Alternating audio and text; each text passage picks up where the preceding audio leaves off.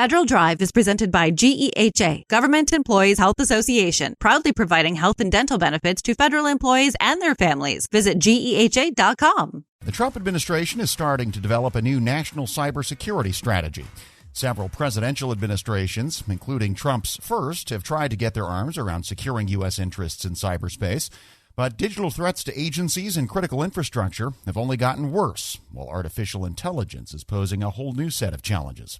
For more on how the White House is addressing those issues, Federal News Network's Justin Doubleday. National Cyber Director Sean Cairncross says the United States hasn't made it clear to China and other cyber adversaries that bad behavior in cyberspace is unacceptable. It's been more than 20 years since the first national cyber strategy was released, but the Trump administration is taking another fresh look at what Cairncross says has been a policy-making failure. A failure to send a message creates an opening for miscalculation that opens the door for a larger problem. From the policymaking side, I would view that as a failure. What we are looking to do is to change that posture so that message is clear. Across the interagency, I think in the private sector and critical infrastructure sectors, there's a real hunger to do this, to make sure that this happens. It's just that there has been no single coordinating authority, and cyber has not been raised to a strategic decision-making level in the past. And that's something that we are looking to do and hope to have an impact in this domain that is lasting. The average cost of a data breach in the United States has reached $10 million in 2025, double the global average, according to IBM. And policymakers aren't just concerned about data theft. U.S. officials have issued increasingly dire warnings in recent years about nation-state hackers breaking into power, water, and other critical infrastructure systems. They say the goal isn't to steal data, it's to lie in wait to potentially disrupt those systems. One major challenge is most critical infrastructure in the United States is owned by the private sector. The Biden administration's 2023 National Cyber Strategy had emphasized baseline cybersecurity regulations and holding the tech industry to a higher standard when it comes to security. But speaking at Palo Alto Network's public sector conference last week, Cairncross took a far different tone toward the private sector. I'm not trying to bring CEOs in and beat them over the head and say, do this or we'll regulate, or this is a mandate coming down from on high. What I'm looking to do is to say, where are the regulatory friction points in this domain that you deal with? What's redundant?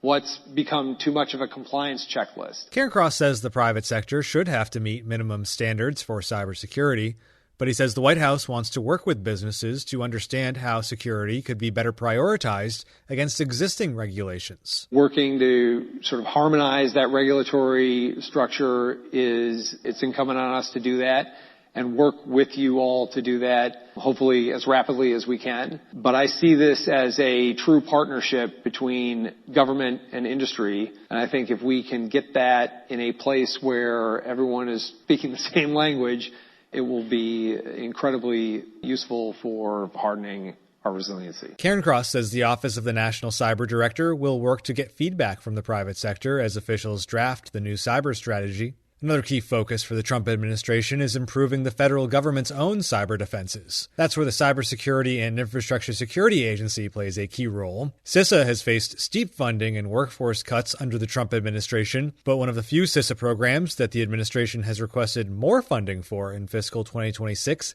is Continuous Diagnostics and Mitigation, or CDM. The CDM program provides cybersecurity tools and services to monitor government networks for vulnerabilities. CISA's goal is to rationalize and standardize the cybersecurity tools that agencies rely upon, including through CDM. That'll help agencies find and fix vulnerabilities faster and make it easier for cybersecurity personnel to move across different agencies. That's according to Nick Anderson, Executive Assistant Director for Cybersecurity at CISA. I want to be able to take somebody and pick them up and say, you've got workforce mobility to be able to pick up from Interior and go work at Treasury, or go pick up from SSA and go work at CMS.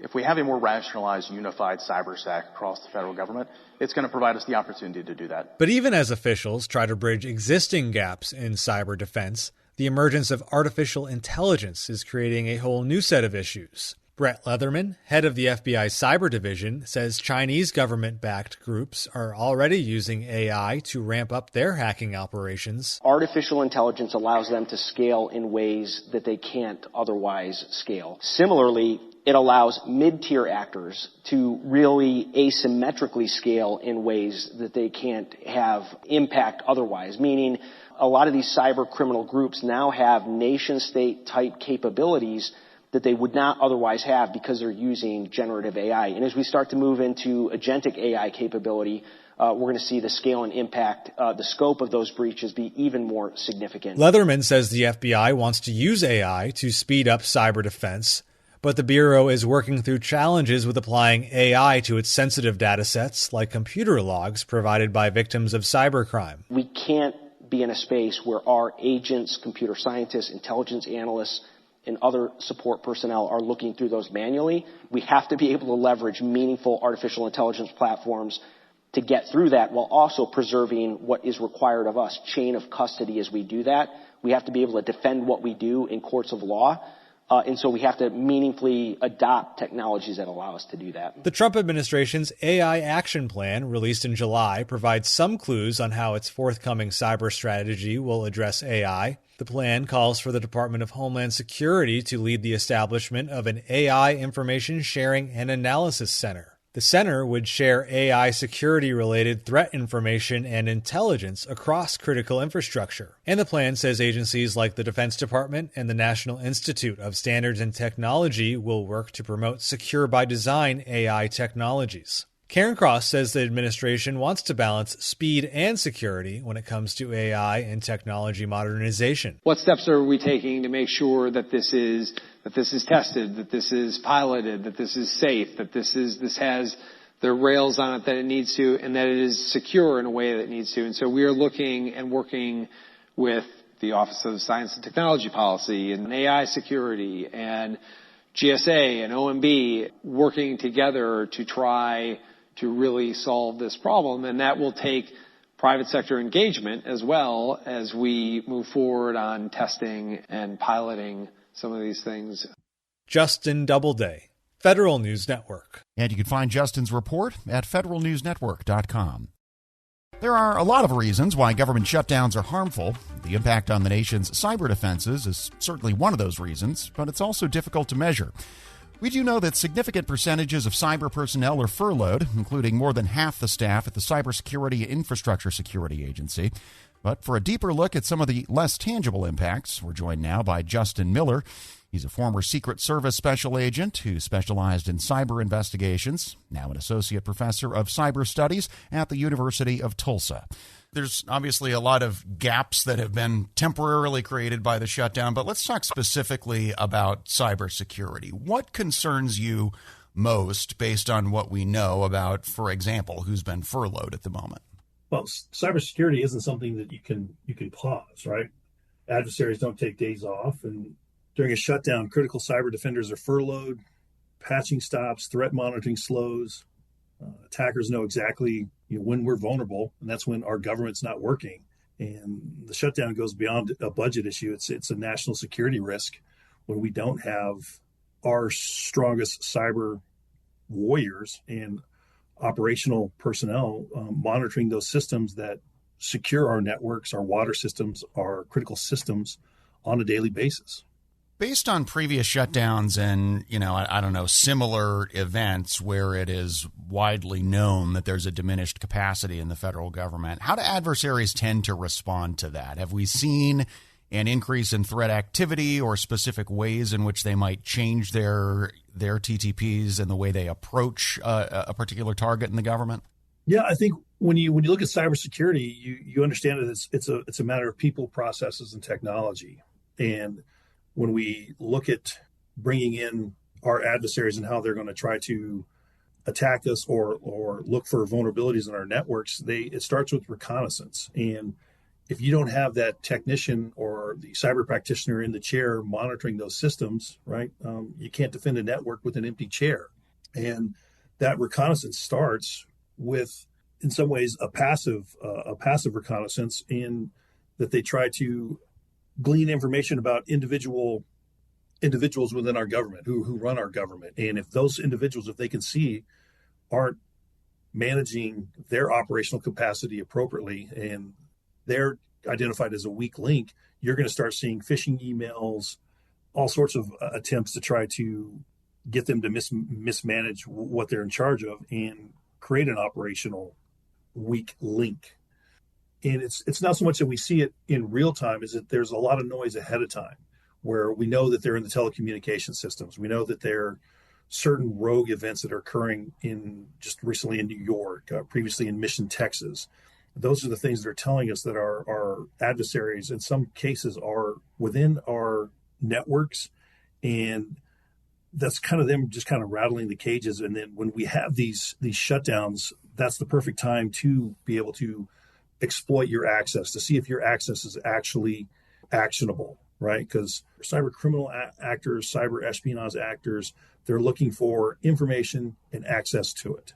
And when we don't have the right people sitting in those chairs or people who understand cybersecurity, that access becomes available to them through either an access or just the information itself. And we're not seeing that they're there in a sense that we would if we had enough people, continuing to work in our secure operations centers. And of course, one of the ways those threat actors would love to be able to gain information is by recruiting an insider. What do we know, or what concerns you about, the extent to which a government shutdown, hundreds of thousands of people not being paid, increases the possibility that someone might be able to be recruited for that kind of thing? Yeah, because in cyber, it's people, processes, and technology, and humans are the weakest link. And that shutdown makes it worse, right? Because we've got employees who maybe aren't 100% focused, right? Where they're worried about paychecks and how they're going to pay their bills. And are they having to expend more of their own funds to show up because they're considered essential and maybe they're not getting paid? But that shutdown amplifies that insider risk, right? That there's almost a level of desperation or financial stress. And when you start stressing your workforce, you're going to get instant morale problems, right? I think if you see shutdown, it's a morale killer, right? And your mental bandwidth goes away from your action and objectives at your assigned job because you're distracted. You're not looking at probably your screen well enough or your systems, monitoring your systems well enough when you're worried about whether or not you've got enough money in the bank to pay your mortgage, to provide food for your family. And the adversaries know that, and they exploit that distraction.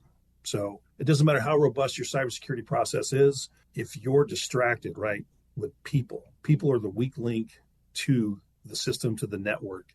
And if you're not mentally strong, if you're not physically strong because you're constantly in anxiety and worry over your financial situation, you start making potentially bad decisions. And some of those bad decisions could lead to being exploited by rogue actors and maybe making a financial decision that probably wasn't the best for you.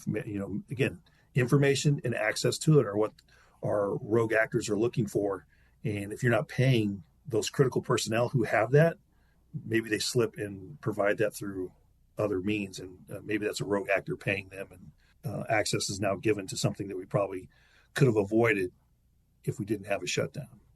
One thing that I think has changed at least a little bit, and this is hard to quantify, changed a little bit since the last, long-term shutdown is some rise of automation and AI-assisted techniques in defending federal networks as that technology has become more and more mature. I wonder if you have a take on, how much comfort we should take from that those things are continuing to run in the background, even if not all the people are there? Well, and that's the thing is if AI is running in the background, you want to make sure that the person who is there monitoring it, right? There's checks and balances. And oddly enough, I'm sure I would almost bet that the one person who understands how to identify artifacts that would need further investigation to determine risk has probably been furloughed. And you don't really know the skill set or the level of the individual who's now in charge of monitoring any AI operations. But the key point there is everybody's scared of AI right now, and in some ways rightly so, but it's the policy and governance over that system that matters. And you've got to have a human there to be able to interpret the actions of that AI. And again, when we have a government shutdown, we're not really saving money. We're shifting risk, and we're shifting operational capacity for, I don't know. I'm hard pressed to see the gain in that. It's just really, it's hard to reboot trust, right? When defenders leave, knowledge leaves, and we don't know whoever's monitoring that AI has the true capacity to do that job. They were assigned to probably a different role and got reassigned to the AI role. And now they're doing 3 or 4 different roles to cover the gaps. And again, attention is not probably best focused. In our last couple of minutes here, I wonder if there's aspects of this where we may not see the damage for a couple years. I mean, does the government's reduced defensive posture make it easier for things like an adversary to do something like gain access to a network, maybe harvest a bunch of data without our knowledge, and then do something with it a couple years from now, and that's when we find out about it? Yeah, absolutely. That's the common core with, I think back to the OPM breach, right? You got a rogue nation who's breached our governmental processes to understand who our government employees are, and they're just going to silently monitor that, right? There's your reconnaissance right there. They're going to continue just to watch and wait for an opportunity and use it to, when they decide that they have the advantage and when that access can be advantaged. So it'll be hard pressed, but you'll definitely see rogue entities waiting for a specific time and a place that they think it would be advantageous to them to launch that. And whether rogue nations are paying individual cyber criminals to attack networks and gain that access, or they have their own institutional knowledge to do that, a government shutdown presents a perfect opportunity to deploy actions that we're probably going to miss, and that might give them the perfect opportunity, if they have access that we've missed, to upload things and put things into our national infrastructure for a later time of their choosing. And it's kind of scary to think that capacity is out there. And I hate the term politics, right? People say, well, it's politics. Well, politics in this case is affecting everyone's lives. And so it starts with cybersecurity, because those are going to be the connections that to the critical infrastructure of our government, of our operational capabilities. And you may think you live in small town New Mexico where you're not a national security concern, but when the bad guys are in your water system and they take it offline, and now when they launch that attack and they take your water out all over the United States, now you're a national security concern, because it's creating an imbalance across the entire United States that requires assets to fix. And that's what we're missing. That's Justin Miller, Associate Professor of Cyber Studies at the University of Tulsa. You can find this interview at federalnewsnetwork.com/Federal Drive. Government shutdown or no, it's almost time for open season under the Federal Employee Health Benefits Program. One common thread this year is premiums are going up by about 12.3%. But price isn't the only thing to consider as you shop around. To help with the planning process, we're joined now by Tammy Flanagan, founder of Retire Federal. All right, Tammy, the time is approaching very quickly here. November 10th is the start of open season. Not quite time for folks to be actually registering their decisions yet, but what should we be doing to prepare? Yeah, it's not too early to start looking at some things, because many of the 2026 brochures are out now.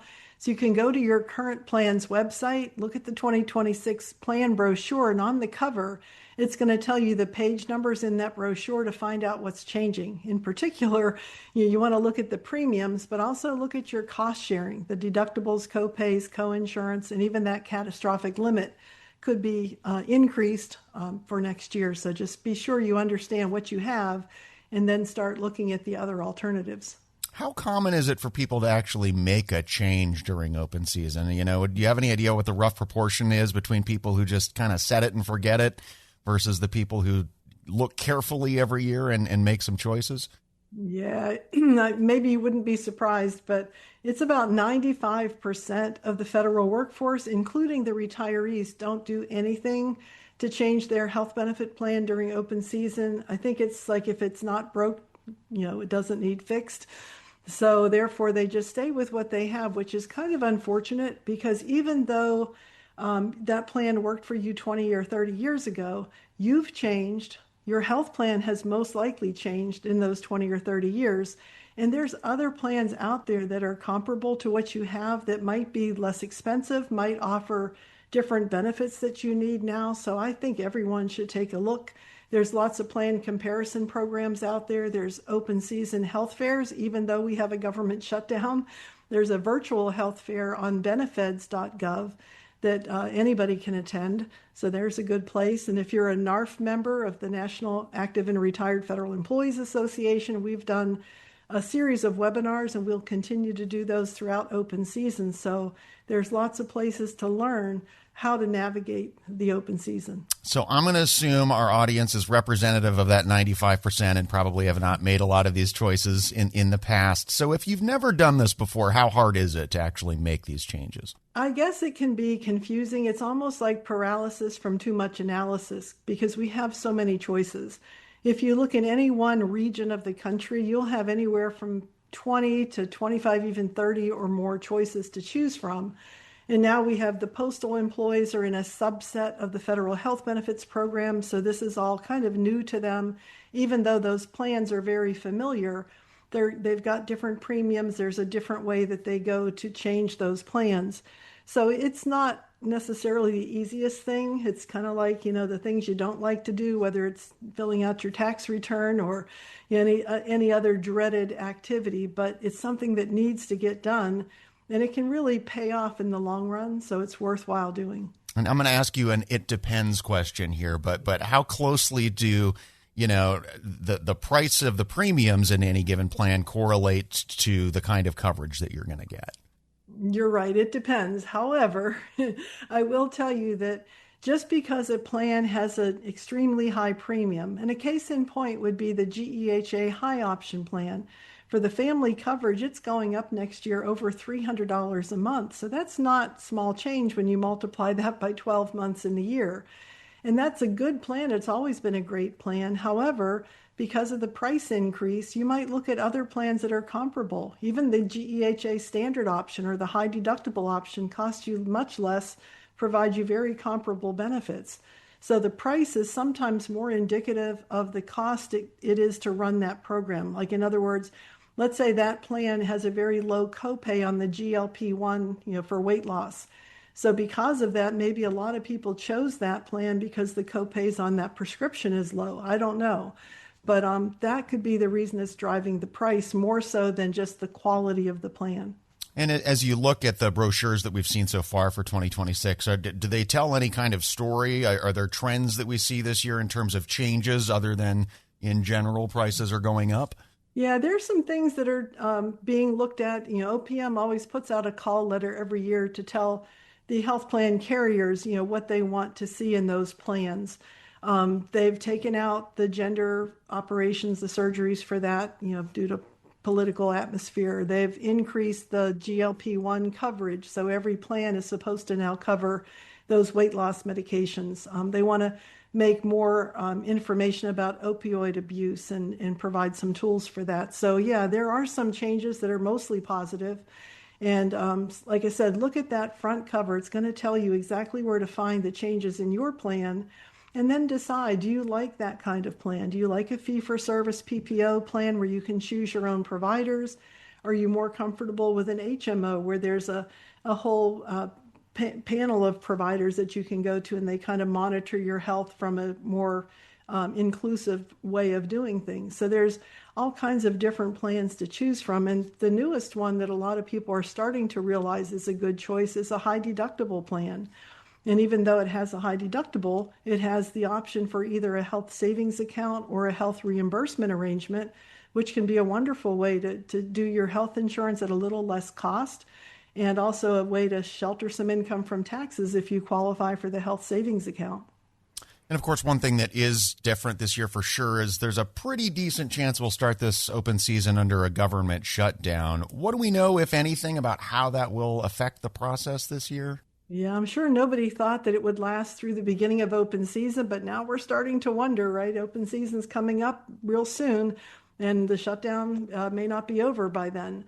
So in that case, what I would do, because there's really not good direction, OPM says, yes, you can still make changes during open season, go to your agency's electronic system. Well, if you don't have access to that system during furlough, that could be difficult to do. So what I would suggest is go to the opm.gov website, download the standard form 2809, which is the health benefits election form, and I would mail that election into my HR office to that agency just in case.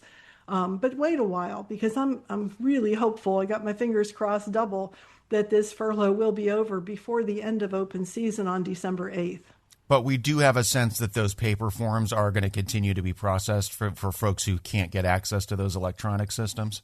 They should be, and even if they're not, at least you can show that you made the attempt to make that election before the end of open season. You may still have to go back and do it electronically, but if you're really concerned about changing plans, or if you're retiring before the end of the year, you need to submit that SF 2809 with your retirement application, because those changes may not take place until after you've separated. So, yeah. And given how long this shutdown has lasted already, people are going to be in different circumstances, possibly finding different kinds of employment to tide things over, which I guess may lead some people to think, I'm going to look at some other health insurance options and suspend FEHB. Can you do that? How hard is it? Do people do that? Yeah, they're the only people who can suspend rather than cancel their federal health insurance would be someone who retired and maintained that health insurance in retirement. But there's only specific reasons that you can put it kind of on hold or in suspension. And that's if you're a military retiree or a family member who has TRICARE or military health care, or maybe you're going to join the Peace Corps, get out of Dodge and go help someone in another country. You can suspend your health insurance, go under the Peace Corps plan. If you're on Medicaid, if you have low assets and income and you qualify for Medicaid benefits, you can suspend your federal plan because that's going to be too expensive in some cases. And then also, if you're going to use one of those Medicare Advantage plans that we're seeing right now advertised so heavily in the marketplace, if you're going to use one of those commercial plans, you can suspend, but that's it. So otherwise, it's called cancellation. And if you carry that health insurance into retirement, I never recommend canceling. And I almost never say never, but in this case, I will use that strong of a word to say I would never cancel my federal health insurance. It's such a valuable benefit going forward. Glad you brought up Medicare, because we haven't really touched on that in any kind of detail yet. What considerations do folks who are on Medicare need to be thinking about that are different or additive to what we've talked about so far? Yeah, this is a tough call for federal retirees who are over 65 or approaching age 65, because this is a time you have to make a decision. You may have not made a health insurance decision in the past 40 years, but now you're facing, what do I do? Do I enroll in Medicare? Will I keep my federal health insurance if I choose not to enroll in Medicare? And the answer there is yes, unless you're a postal retiree, where they now require Medicare for most of the postal retirees. But for FEHB, you've never had to enroll. In fact, about 20% of our retirees do not take Medicare Part B when they turn 65, and they continue using their federal health insurance as they always did. But I would have to tell a lot of folks that if you choose Medicare A and B, which is referred to as original Medicare, you can find a federal health plan that's going to kind of dovetail really nicely with that Medicare benefit, leaving you with virtually no out-of-pocket expenses for your health care other than a prescription copay. So it's worth taking a look at these plans that offer a rebate, that waive your deductibles, copays, and coinsurance, and those that have really good prescription benefits if you're using a lot of prescription medications. All right. Tammy Flanagan, founder of Retire Federal. Thanks so much, Tammy. Always appreciate your insight and advice. Thanks, Jared. And we'll post this interview at federalnewsnetwork.com/Federal Drive. If the current lapse in appropriations lasts at least another day, and it sure looks like it will, this will officially become the longest government shutdown in U.S. history. But there are at least a few reasons to think the end might be near. To get an update on where things stand and how this might finally end, we're joined now from Capitol Hill by Mitchell Miller from our partners at WTOP. And Mitchell, as far as the government shutdown, which is obviously the biggest news in D.C. over the past month, let's start there. What has changed over the last few days, if anything, other than it is now November? That's true. A lot has actually changed just over the last few days. We're now in day 34, and what happened over the weekend has really, I think, altered the dynamic. Has been talk about getting pressure points throughout this entire ordeal, and some of the biggest pressure points really took place over the weekend. Of course, the cutoff of SNAP benefits, those benefits, essentially what used to be called food stamps for 42 million of Americans, cut off. And that is a huge ordeal. Both parties blaming each other. The administration saying that it can't release the money because the appropriation was never made for this, or it was made, but it was not reappropriated, if you will, with the continuing resolution. And then on the other side, Democrats charging that the Republicans could actually release this money if they really wanted to, that there are contingency funds. And then, of course, we have a legal battle in the middle of all that. But for the millions of Americans who rely on what is nearly $200 in monthly payments so that they can get groceries, these are the people that are really being hurt right now. And so that is a huge pressure point. And then you also have the Affordable Care Act, and its open enrollment started on November 1st on Saturday as well.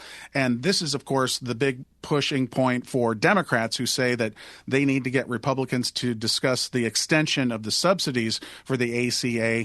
Otherwise, these insurance rates are going to go sky high at the end of the year when these subsidies expire. And what Democrats have been pointing out throughout the weekend is that many people now, for the first time, are looking at what their costs could be. And so that's been a big point that Democrats have been making, saying that here is, for example, a couple in Virginia that was paying X amount, and now they're paying more than double if this doesn't go through. So all of this to say that there is building pressure now to try to reopen the government as we get into, now we've been in this for over a month, which is pretty remarkable. And I almost wonder if that ACA subsidy point might end up being more influential across both parties and across both chambers, just in the sense that, and maybe I'm wrong about this, but my going in assumption on that is the effects are going to cover broader swaths of people with different socioeconomic statuses in basically every congressional district in the country.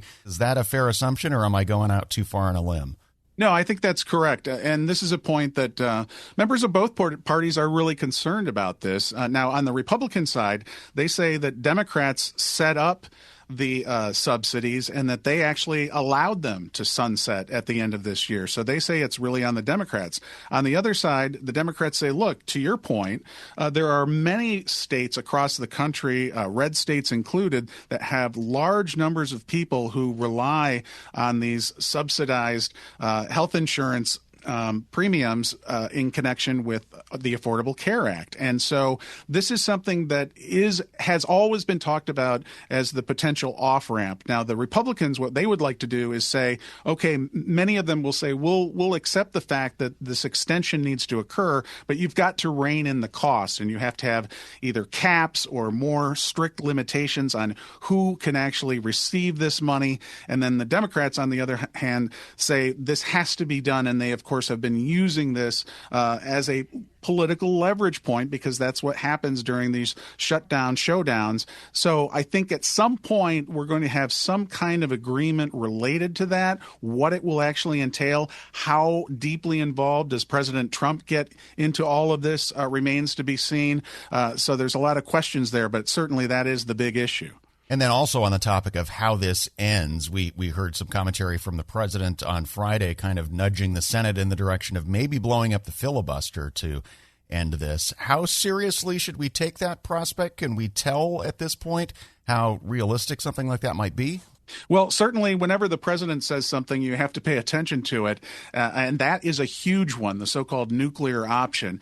But I think within Congress itself, and specifically within the Senate, since it, of course, affects the Senate, those 60-vote filibuster, there's real reservations about doing that. And even House Speaker Mike Johnson, who goes along with virtually everything that the president said, he was asked about this on Friday, and he said, he'll defer to the president. But he said, essentially, he said he thinks that the president was just showing his frustration with the whole fact that this cannot get done, that there's been this clean, continuing resolution, continuing resolution for so long and it hasn't been passed. But I just don't think that there's the appetite to actually get rid of the filibuster, despite the frustration, which is certainly understandable when you've had 34 days of a shutdown. But of course, when the Republicans are in power now, they could quickly do that. On the other hand, if they are no longer in power and there's a Democratic president or a Democratic Senate in power, then everything changes. And so both sides are very leery about this. And what's really interesting about this is, if you think about it, the Senate filibuster, although some people might say, well, this is kind of in the policy weeds, it really is the reason that we have had this shutdown for more than a month. This would get through right away, of course, if the Senate Republicans just had a majority and said, okay, we can pass this. Because on these 13 votes that the Senate has taken, they've had the majority on all of those votes. But because they can't get those 5 extra Democrats and get the 60 votes, this has stretched out for weeks on end. Can you maybe spend a minute or two on why that filibuster for legislation is something that senators of both parties kind of still see as sacrosanct, even after it's been gotten rid of for nominees?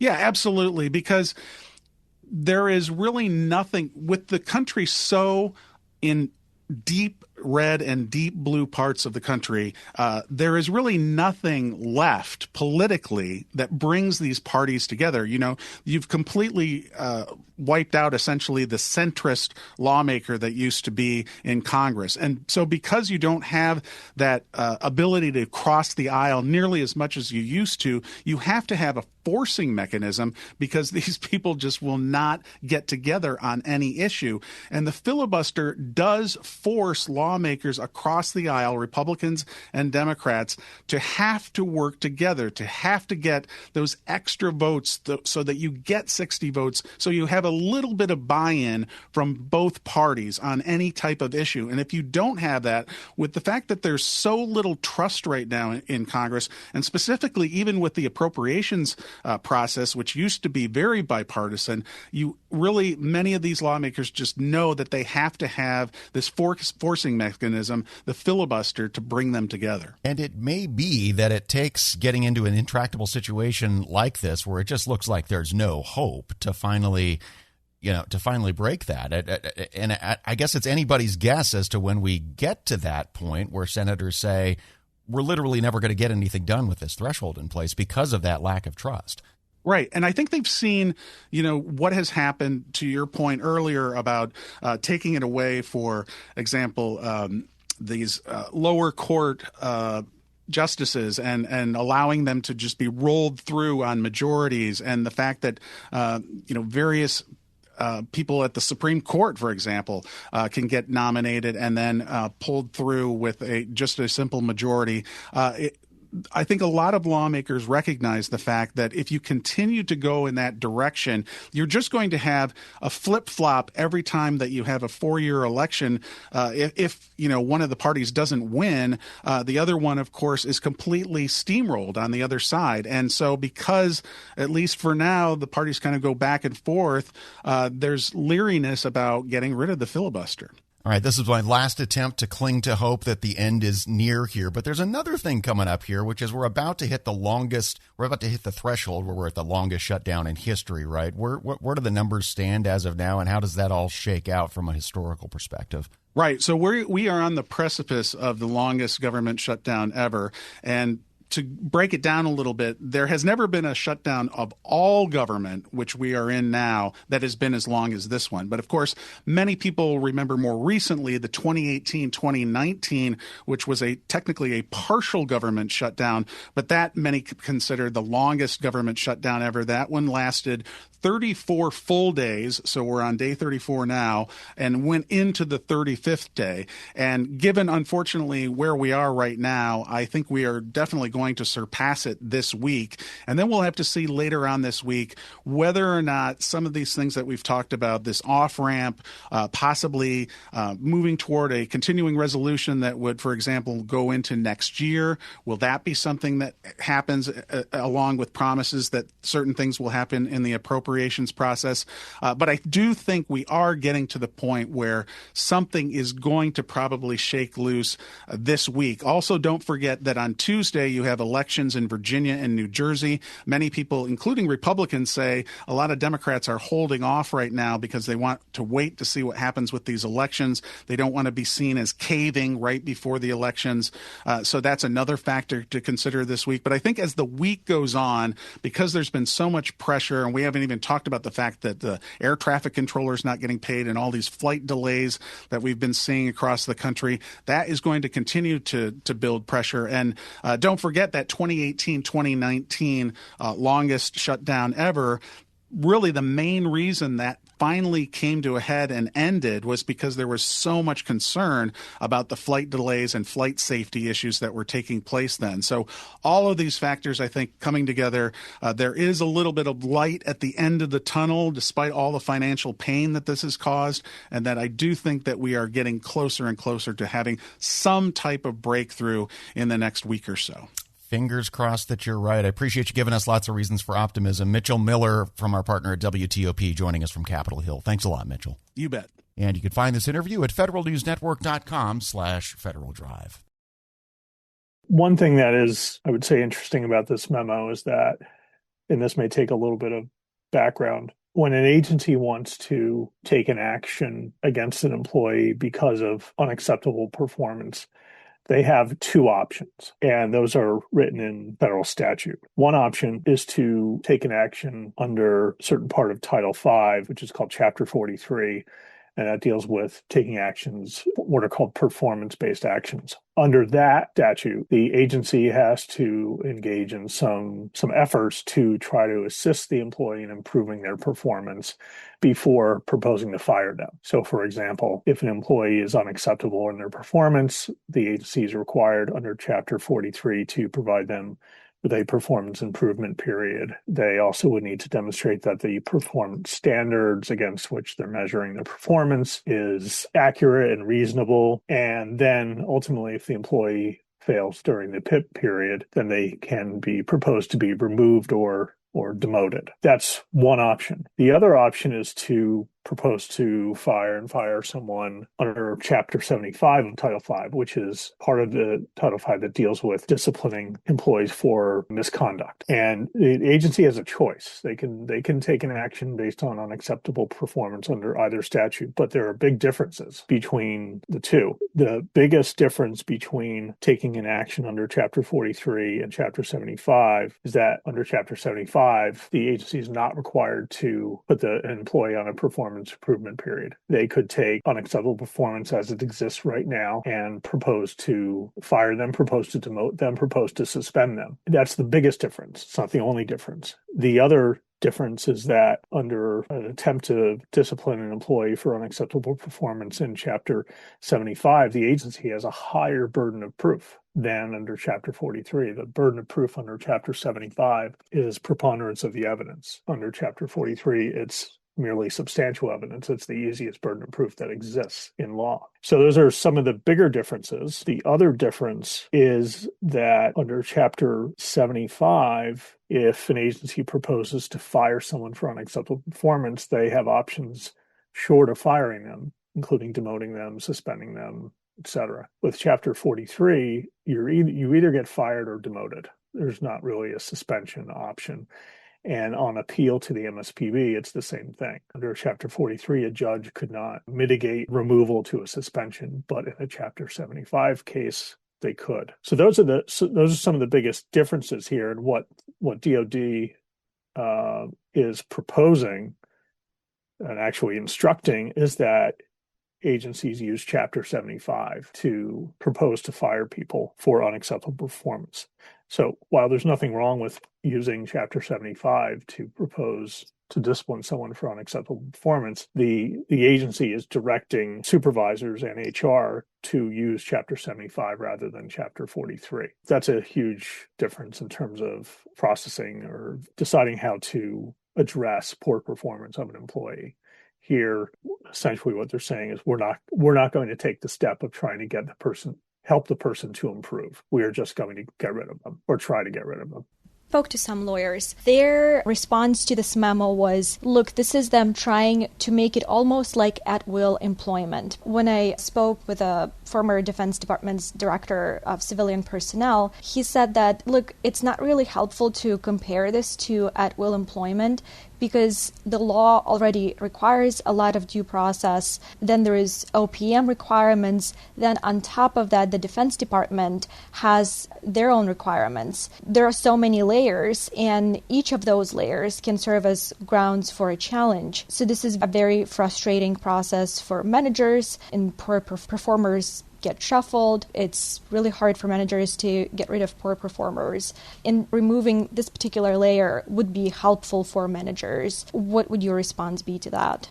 One is, and there's a lot to unpack in what you just said there. And one, I don't agree that this is tantamount to making these employees at-will employees, because as you noted, there's still a process that is, at least in this memo, is indicated that will be followed, that agencies would still need to propose to take the action against the employee. The employee would still have the opportunity to respond to the action and then get a decision. And if they are ultimately fired, they will be able to file an appeal to the Merit Systems Protection Board. So I don't agree that is tantamount to making these individuals at will. I will say that the direction to use Chapter 75 versus Chapter 43 is simply, to me, an indication that they don't want to even try to help people who are underperforming. The other aspect I think that is really concerning to me is that they're starting off with proposing to fire people rather than something short of that.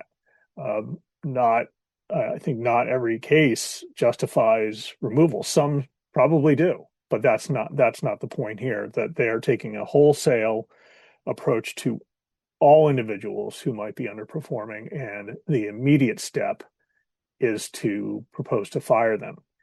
The other striking thing about this is, it's not tough to read this between the lines, but the DOW oversight section for the Undersecretary of War for Personnel and Readiness, there's a requirement that if the deciding official doesn't provide a decision within a certain period of time or does not uphold the proposed removal, that needs to get reported to the PNR, the Personnel and Readiness Office.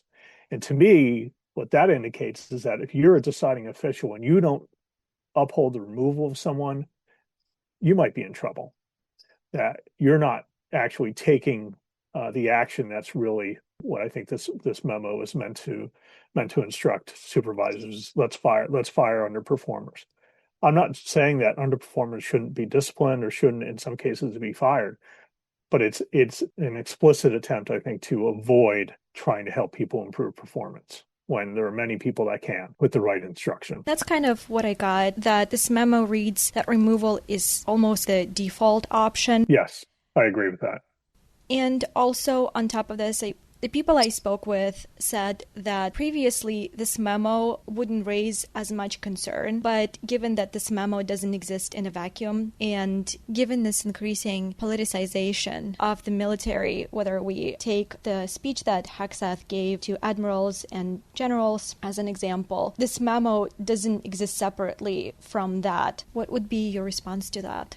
Well, I'm not sure that I would be able to put it to politics, but to me, the tenor of all this is let's fire people, or at a minimum, let's see if we can getting rid of them, because it not only includes this, direction to propose to fire people, but also provides these separation tools. So this is not about improving performance or correcting performance that is lacking in some way. This is about getting people out, which does fall into the overall narrative and effort of this administration in trying to get rid of as many federal employees as possible. The other thing I will note, the timeframes that are in here, it says that the employee will be provided 7 calendar days to respond. That 7 calendar days, when you look at Chapter 75, specifically Section 7513, the law says that an employee is entitled to at least 7 calendar days to respond. My experience is with most federal agencies is they usually provide at least 14 days and sometimes longer, depending on the circumstance of the case.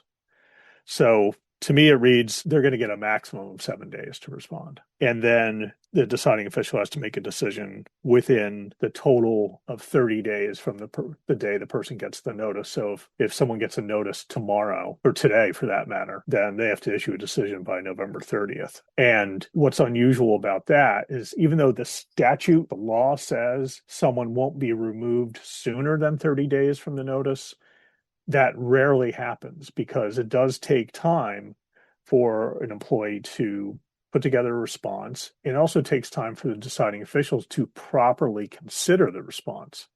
And unless the deciding official does nothing other than decide proposed removals, meaning they don't have anything else they're doing, which I don't believe to be the case, they have a lot of other stuff on their plate, a lot of other things to consider.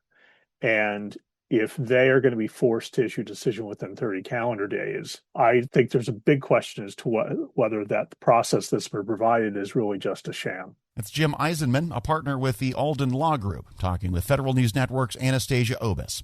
And you can find her story at federalnewsnetwork.com. Still ahead, we'll take a look at what the shutdown means for the nation's cyber defenses. This is the Federal Drive with Terry Gerton on Federal News Network. I'm Jared Serbu, filling in for Terry.